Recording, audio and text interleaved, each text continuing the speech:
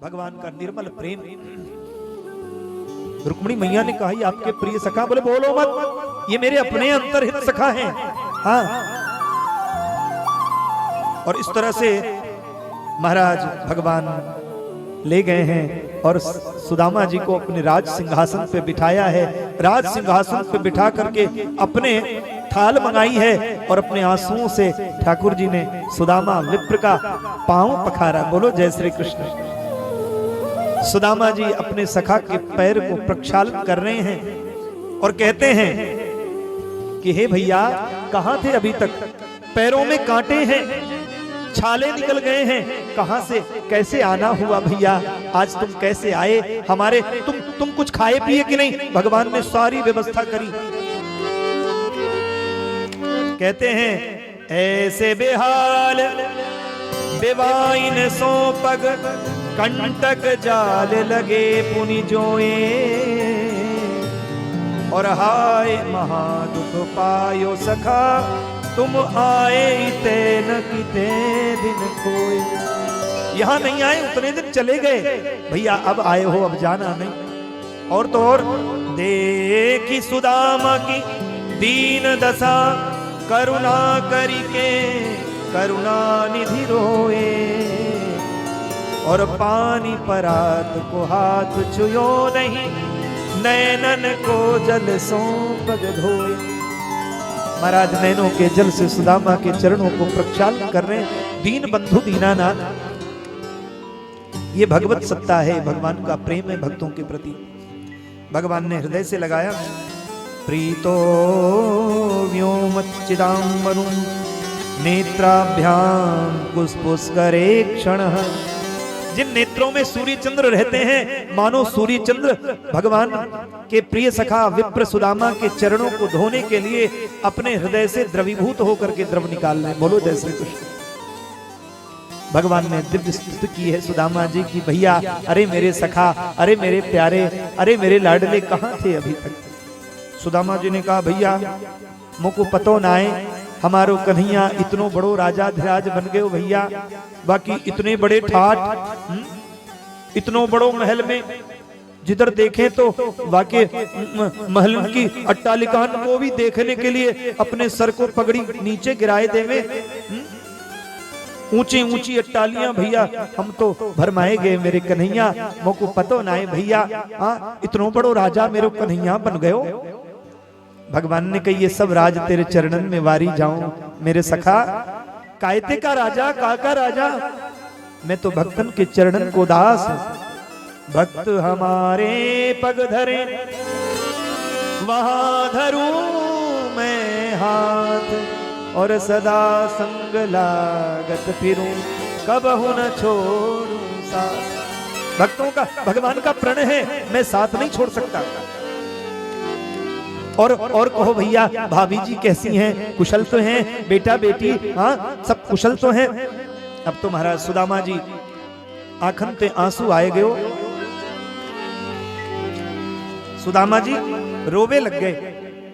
भगवान ने तुरंत अपने उत्तरीय से सुदामा जी के आंखन ते आंसू को पूछो, भैया कहा बात है भैया? के कछु नहीं, ये तो प्रेम के आंसू हैं कन्हैया। तो को मालूम नहीं, तेरे बिरहा बिना मोको कितनों वर्ष बीत गयो भैया। वादन संदीपनी मुनि के आश्रम में हम सब सखान एक साथ सोया करें, एक साथ खाएं करें, एक साथ प्रसाद पाएं, एक साथ गुरु जी की आज्ञा पालन करें भैया। वह दिन को स्मरण करके और आज को दिन को देख के भैया मेरे आंखन पे आंसू आए गए। भगवान कृष्ण ने हृदय से लगाया और ये दृश्य देख करके माता ब्रह्मा लक्ष्मी भी बलिहार जाती हैं। वारे कृष्ण, वारे प्रिय प्रभु, आपकी पर आपके प्रेम की जितनी बड़ाई की जाए, निर्मल प्रेम की बड़ाई की जाए, वो सब कम है। भगवान इस प्रकार से, सुदामा जी तो हक्का बक्का बोले, अच्छा कन्हैया, अच्छा भैया है गए हो सो है गए हो, मैं स्नान आदि कर लूं। सुदामा जी को दिव्य वस्त्र दिया, स्नान किया। सुदामा जी 56 भोग भगवान अपने हाथों से कराए रहे। बोलो जय श्री कृष्ण। कन्हैया ने अपने हाथ अंते करायो एक एक भोजन को। बोले बस बस कन्हैया, एक भोग डालो, दूसरा निवाला डालो, तीसरो निवाला डालो, चौथो। बोले भैया कन्हैया इतनो खाबे वाली आदत अपन की ना है। बोले क्यों? ब्राह्मणों मधुर प्रियम। ये 56 प्रकार के तो अभी मीठा हुए, अभी 56 प्रकार के ये जो है नमकीन बाकी है, अभी भोजन का तो नंबर ही नहीं लगा। सुदामा जी ने कहा बोले भैया कन्हैया या इतनो 56 भोग तो हमने अपनी जिंदगी में नाए देखे भैया, इतनो खावे के लिए अब अपन को भूख नाए रह गई। बोले भैया अब बस करो। कन्हैया ने काहे रही भूख में रह गई? भगवान तो जानते हृदय की बात बुलवाना चाहते। तो सुदामा जी ने कहा बोले अपन को तो एकादशी रहने की आदत आए गई भैया। एकादशी? अरे एकादशी रहने में तो, एकादशी तो महीने में दो।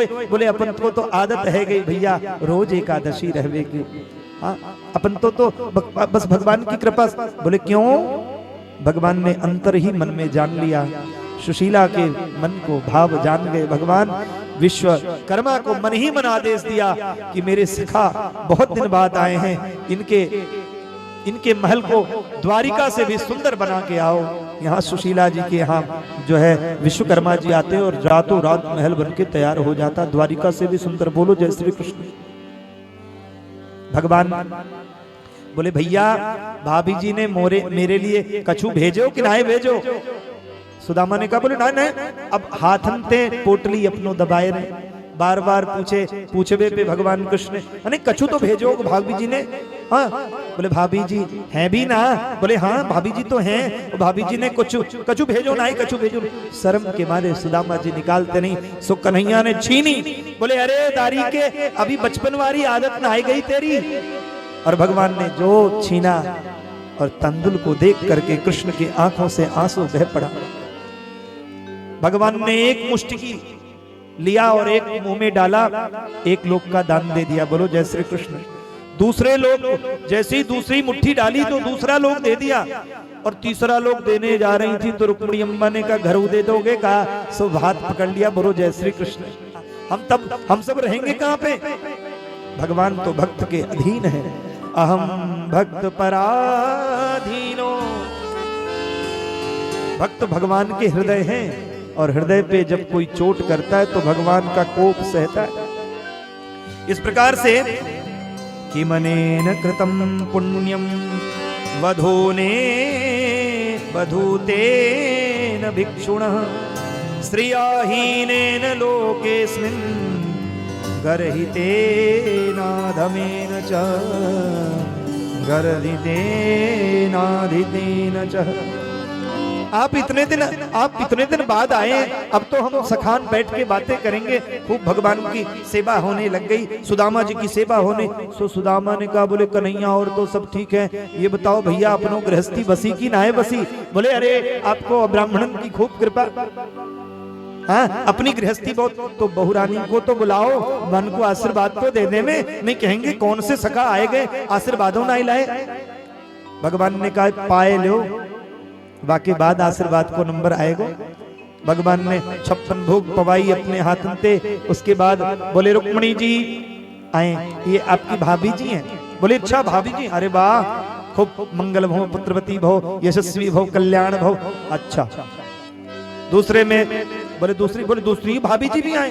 अच्छा तो आ जाओ। अब तो महाराज सुदामा जी नंबर 8 तो बीत गई। सुदामा ने क्यों रे कन्हैया भैया अभी कितनों नंबर बाकी है, मैं तो दिन रात यहीं बैठ के आशीर्वाद दूं का। भगवान ने कही बोले अभी तो शुरुआत भयो भैया, अभी तो 16,108। अरे कन्हैया, अरे भैया ऐसो गरीब ब्राह्मण को तो ऐसो ही तो सतावे को का, सो सबको एक साथ बुलाए दे, मैं सबको आशीर्वाद एक साथ दे दूं। भगवान मंत्रार्था सफला संतो पूर्णा संतो मनोरथा शत्रुणाम बुद्धिनाशस्तु मित्राणाम उदयस्तव। खूब मंत्र से आशीर्वाद दिया महात्मा श्री सुदामा जी ने, और भगवान से सवेरा हुआ। सो 1-2 दिन रहे भगवान कृष्ण के पास लीला भई। सो भगवान कृष्ण ने कही बोले भैया अब जाओगे? सुदामा चले गए हैं। भगवान ने दिव्य विश्वकर्मा को आदेश दिया कि देखो हमारे प्रिय मित्र हैं, इनको लक्ष्मी संपन्न कर दो। श्री शुकाचार्य जी महाराज कहते इस प्रकार से ब्राह्मण कुल का सम्मान करके भगवान सुदामा को भेजें। सुदामा दिव्य चरित्र पूर्ण हुआ। बोलिए सुदामा महाराज की। तो इस प्रकार से भगवान ने सुदामा जी का चरित्र दिखाया। सुखदेव जी कहते हैं राजन, ये भगवान की दीन बंधुता है। दीनानाथ ऐसो को दयाल जगमाही, बिनु सेवा जो द्रवही दीन पर। अच्छा, ऐसा कोई मालिक है धरती पे जो बिना सेवा के नौकर की सेवा करे? है कोई? कोई नहीं है। ऐसो को दयाल जगमाही, बिनु सेवा जो द्रवही दीन पर। राम सरिस को नाही, ऐसो को दयाल जगमा। प्रभु तरुतर कपिडार पर। भगवान राम जी कहां पे बैठे हैं? बोले राजघाट में एक वृक्ष के नीचे बैठे हैं। हनुमान जी इनके जो सेवक हैं वो कहां बैठे हैं? बोले भगवान के ऊपर पूछ करके बैठे हैं। बोलो जैसे भगवान के सर पे पूछ करके हनुमान जी बैठे हैं, सेवक ऊपर बैठे हैं और मालिक नीचे बैठे हैं। ऐसा कोई है क्या बिना सेवा के जो सेवकों की सेवा करे? तो ऐसे दीन बंधु दीनानाथ केवल हमारे कृष्ण, केवल हमारे राम ही हैं। अब तो महाराज परीक्षित जी ने प्रश्न किया। बोले प्रभु, मैंने सभी चरित्र देखे लेकिन सुदामा जी का ये दिव्य चरित्र मैंने पहली बार सुना है। सो हे प्रभु, आप कृपा करें, दीन बंधु दीनानाथ की अन्य लीलाओं के बारे में बताएं। सो भगवान सब बताते जा रहे हैं। सुखदेव जी सब सुनते जा रहे हैं। सुखदेव जी सुनाते जा रहे हैं, परीक्षित सुनते जा रहे हैं। और इस प्रकार से भगवान ने भगवान की दिव्य कथाओं का पुनः अमृत बरसाना शुरू किया। बोलिए श्री ब्रह्मरात सुखदेव जी महाराज की, बोले विष्णुरात परीक्षित जी महाराज की। इस प्रकार से ब्रह्मरात जो ब्रह्म को जानने वाले हैं वो ब्रह्मरात वक्ता कौन है? सुखदेव जी हैं। और विष्णुरात कौन है? बोले परीक्षित जी का दूसरा नाम विष्णुरात है। इस प्रकार से भगवान की खूब लीला सुनाई और सूर्य ग्रहण हुआ है। सुखदेव जी कहते हैं एक बार की बात है, भगवान सूर्य ग्रहण लगा। सो भगवान कहाँ गए? बहुत दिनंते दर्शन की आस थी कि चलो अब सूर्य ग्रहण में हम कुरुक्षेत्र में स्नान करेंगे। तो कुरु प्रदेश में भगवान जाते हैं स्नान करने। उसी समय नंद बाबा और यशोदा मैया ये सब भी स्नान के लिए पधारी। सो वहां पे देखा तो भगवान का लंबा चौड़ा हाथी घोड़ा पालकी जय कन्हैया लाल की करते हुए पूरी रथमंडली आ रही है। द्वारिकाधीश की जय हो, द्वारिकाधीश की जय हो। कन्हैया का नाम सुना मैया यशोदा ने सो दौड़ पड़ी। वक्षस्थल में अभी भी माँ का वक्षस्थल गीला हो गया। सो माँ दौड़ पड़ी, अरे मेरा कन्हैया। द्वारपालों ने कहा अरे रुके रुके, कौन कन्हैया? बोले मेरा कृष्ण ही तो मेरा कन्हैया है। बोले द्वारपाल दौड़ के गए, भगवान से बताए कोई बूढ़ी माँ है, वो कहती हैं मैं यशोदा और मेरा कन्हैया भगवान रथ से दौड़े हैं। और माँ के चरणों को पकड़ करके रोने लगे। भगवान के कन्हैया के स्वरूप को देख करके माँ बड़े हृदय से लगाती कन्हैया को और खूब चूमती हैं। भगवान की और माँ के इस मिलन को देख करके ब्रह्मादि देवता भी मोहित हो जाते, भगवान की दिव्य लीला का गान करने लगते हैं। यहाँ पे नंद बाबा भी मिले, सब गोपिन भी मिली हैं। भगवान से यहीं पे मुलाकात हुई। ठाकुर जी ने विविध प्रकार से लीला की है। और इधर भगवान कुरुक्षेत्र में श्री कृष्ण बलराम और गोपियों के साथ भेंट करके भगवान की पटरानियों ने माँ का आशीर्वाद लिया है। और उधर द्रौपदी ने अपने अपने विवाह की घटना का वर्णन किया। पटरानियों ने, द्रौपदी भी आई हैं, पांडव भी आए हैं, उनसे द्रौपदी जी से सब रानियों ने अपनी अपनी विवाह कैसे कैसे हुआ, कैसे मार झगड़ा हुआ, कैसे ये हमको हरण करके लाए, कैसे हमारा विवाह हुआ, बड़ी विपरीत परिस्थितियों में विवाह हुआ, सारा वृत्तांत पटरानियां सुना रही द्रौपदी को। द्रौपदी का नाम है कृष्णा। बोलो जय श्री कृष्ण। लोग कहते हैं ना कि श्री राधा रमण जय जय श्री कृष्णा, राधा रमण जय जय श्री कृष्णा। कृष्णा नहीं, कृष्णा किसका नाम है? द्रौपदी का। और कृष्ण किसका नाम? भगवान का। तो कृष्णा ने कृष्ण बोलना चाहिए, जय श्री कृष्ण। बोलो जय श्री कृष्ण। द्रौपदी जी से वृत्तांत सुनाया। श्री भगवान द्वारा वसुदेव जी को ब्रह्म ज्ञान का उपदेश दिया। और वसुदेव जी के जो देवकी के 6 मृत पुत्र थे, भगवान ने यमराज से उनको भी ले आए। बोलो जय श्री कृष्ण। वसुदेव जी ने कहा मैंने सुना कि तुम साक्षात भगवान हो। भगवान ने कहा बाबा आप कहां से ये चक्कर में पड़ रहे? नहीं नहीं बेटा, नहीं नहीं, तुम भगवान हो, तुम भगवान हो। देवकी वसुदेव ने भगवान की स्तुति की है। यहाँ पे भागवत जी में लिखा है कि भगवान ने उनको ज्ञानोपदेश दिया है। कृष्णाय वासुदेवाय देवकी नंदनाय च नंद गोप कुमाराय गोविंदाय नमो नमः, भगवान को प्रणाम किया। और यहाँ पे वेदों ने स्तुति की भगवान की। शिव का संकट मोचन भगवान ने किया है। हाँ, भस्मासुर नाम का असुर हुआ, उसको वरदान मिला था जो छुएगा वो भस्म हो जाएगा। भगवान ने भस्मासुर को के सामने मोहनी रूप लेके पहुंचे। भस्मासुर से कहा, बोले अपने सर पे ही हाथ रखा, जैसे मैं करूंगा वैसे तुम भी नाचना। सो माया भगवान ने रची, भस्मासुर भूल गया, अपने सर पे ही रख लिया हाथ, सो भस्म हो गया। भगवान भस्मासुर मर्दन कहलाए और भगवान बिना मारे भस्मासुर का वध कर दिए। बोलो जय श्री कृष्ण। इस प्रकार से विविध लीलाएं की भगवान द्वारिका में। श्री कृष्ण के लीला का विहार वर्णन किया। 11 अध्याय आया है। 11 स्कंद में यदुवंशियों को भगवान ने श्राप दिलवाया। अपने ही वंश को भगवान ने कहा देखो हम तो आए थे पृथ्वी का भार हरने, लेकिन हमारे नाती पोता साहब बड़ी लंबी चौड़ी लिस्ट तैयार हो गई, 56 करोड़ यदुवंशी हैं और ये कहीं मदांध हो गए तो संपूर्ण पृथ्वी का भार उतारने के लिए मैं आया था, वो भार पुनः उतारने के लिए मुझे आना पड़ेगा। सो भगवान ने प्रेरणा दी। दुर्वासा जी मुनि पधारे। सांब अपने ही पेट में, सांब का बेटा अपने ही पेट में वो पत्थर का एक टुकड़ा लेके आया और सबने सुंदर बनाया उसको दुल्हन। उसने कहा कि महात्मा आप आशीर्वाद दे दो, देखो बड़ी सुंदर दुल्हन आई है और ये सगर्भा, इसको आशीर्वाद दो।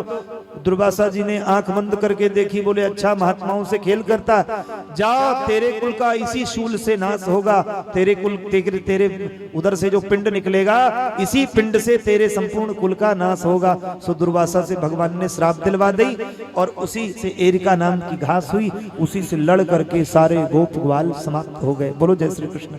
उद्धव जी कहते हैं विदुर जी मैं बचा। बोलो जय श्री कृष्ण। उद्धव विदुर संवाद में मैं बचा क्यों?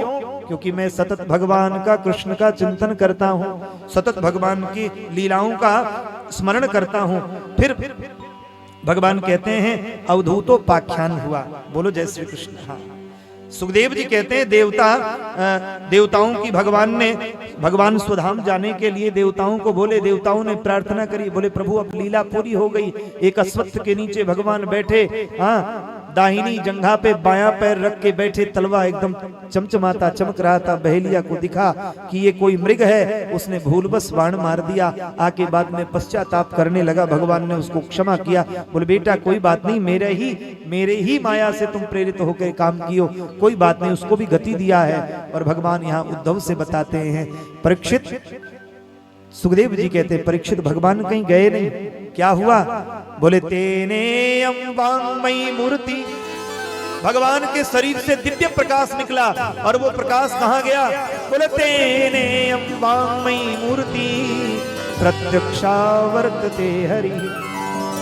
भागवत जी में वो प्रकाश भगवान कहे मैं कहीं जा नहीं रहा हूँ, कलयुग के अंत तक जीवों का कल्याण करने के लिए मैं श्रीमद् भागवत के स्वरूप में विराजमान हूँ। बोलिए भागवत भगवान की जय। भगवान विराजमान हुए, सत्संग की महिमा का वर्णन किया, अवधूतोपाख्यान बताया कि महाराज उस समय एक दत्तात्रेय मुनि हुए, उन्होंने बड़ा सुंदर तप किया। दत्तात्रेय ने अपने 24 गुरु बनाए। बोलो जय श्री कृष्ण। दत्तात्रेय जी ने 24 गुरुओं से शिक्षा ली, क्या क्या करना चाहिए, क्या क्या नहीं करना चाहिए। पृथ्वी को गुरु बनाया। बोलो जय श्री कृष्ण। पृथ्वीं वायुराकाशम आपो अग्निश्च चंद्रमा रवि, पृथ्वी को गुरु बनाया, चंद्रमा को रवि को गुरु बनाया, अग्नि को गुरु बनाया। पृथ्वी को गुरु बनाया कि पृथ्वी का गुण गांभीर्य है और हमें भी अपने जीवन में गंभीरता से काम करना चाहिए। अग्नि को गुरु बनाया, वहिनीर अग्नि बुझो यथा, अग्नि में हवन कुंड में अग्नि जलाओ तो अग्नि पवित्र नहीं होती है, और अग्नि में मुर्दे में अग्नि जलाओ, अग्नि में मुर्दे जलाओ तो अग्नि अपवित्र नहीं होती। क्यों? क्योंकि अग्नि का काम है जलना। उसी तरह साधु को सदैव नित्य एक रस रहना चाहिए, ना गृहस्थ की ओर जाए, ना परम वीतराग की ओर जाए, भगवत भजन से चूके नहीं। इसके बाद अग्नि से, वायु से शिक्षा लिया कि वायु बिना भेदभाव किए सबको एक रस समान प्राण वायु देता है, और वायु को गुरु बनाया। इसके बाद अग्नि को गुरु बनाया, वायु को गुरु बनाया, जल को गुरु बनाया कि जल निराकार होकर के सबका आकार ग्रहण कर सकता है। कटोरे में डालो तो कटोरे के आकार का, गिलास में डालो तो गिलास के आकार का, थाली में डालो तो थाली के आकार का, उसका अपना कोई आकार नहीं। उसी तरह महात्माओं को निराकार रह करके अपने जो भी मिल जाए वो हरि प्रसाद है, जैसा होगा वो हरि ही करेंगे, ऐसी भावना रख करके इन्होंने 24 गुरु बनाए। बोलो जय श्री कृष्ण। सूर्य को गुरु बना करके सीखा कि ग्रीष्म काल में सूर्य अपनी दिव्य रश्मियों से रस ग्रहण करते हैं, और सविता दो देवता रश्मियों के द्वारा पृथ्वी में पुनः रस प्रदान करते हैं। पेड़ पौधे, उसी से हरितमा बनता है, उसी से पेड़ पौधे हम लोगों को ऑक्सीजन देते हैं। बोलो जय श्री कृष्ण। इस प्रकार से अजगर से सीखा कि अजगर करे न चाकरी, पंछी करे न काम, और दास मलूका कह गए सबके दातारा। एक बार मलूकदास जी के गुरुजी ने पूछा कि बेटा भगवान की सत्ता को तो मानता? मलूकदास जी ने कहा बिल्कुल मानते। तो कहे अच्छी बात है, भजन किया करो। भजन करने में मन नहीं लग रहा था मलूकदास का, तो भगवान से, अपने गुरुजी से पूछे, बोले प्रभु क्या भगवान बिना कुछ किए भी भक्तों का कल्याण करते हैं क्या? अगर मैं ना खाने की इच्छा रखूं तो भी मुझे खिलाएंगे? बोले आजमा के देख लो, खिलाएगा तो मलूकदास जी महाराज एक निर्जन वन में चले गए। वन में जाकर के एक पीपल के वृक्ष के ऊपर चढ़ गए और तूष्णीम चुप हो गए, और पीपल का पेड़ पकड़ लिया और कहे अब आज देखता हूँ। गुरुजी कहते हैं भगवान तो सबके अंतरात्मदृक हैं, सबको भोजन कराते हैं, सबको सांस देते हैं। आज देखता हूँ कि हमको भगवान भोजन कैसे कराते हैं। गुरुजी की परीक्षा लेने के लिए और भगवान की प्रतीक्षा करने के लिए मलूकदास जी पेड़ पे चढ़ गए। कोई बात नहीं। उसी समय राजा की सवारी आ रही थी, राजकुमार को लेके कुछ सिपाही आए, और उन्होंने देखा जंगल में शिकार खेलते खेलते देर हो गई, तो उसी वृक्ष के नीचे, उसी पीपल के वृक्ष के नीचे बड़ा सुंदर स्थान था, उसी के नीचे राजा के सैनिकों ने कहा बोले राजकुमार आज यहीं विश्राम करो, दोपहर का समय हो गया, यहीं विश्राम करते हैं और आप यहीं प्रसाद पाओ। 156 भोग राज प्रसाद के द्वारा जो बना था लगाया, और लगाते ही कुछ सिपाहियों ने कहा अरे भागो, दस्यु आ रहे हैं, सारे डकैत आ रहे हैं, राजा के पुत्र को कहीं मार दिए तो हम लोगों को महाराज जीवित नहीं छोड़ेंगे। तो कहते राजकुमार ये भोजन जैसे तैसे खुला है, छोड़ दो, भागो।